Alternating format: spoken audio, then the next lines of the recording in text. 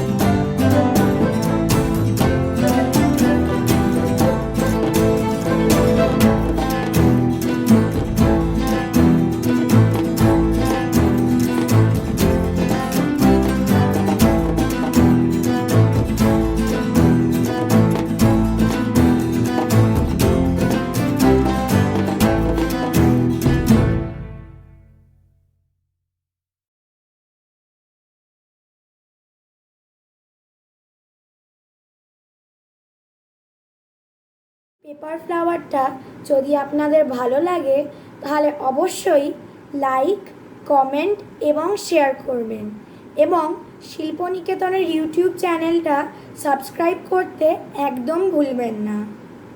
By.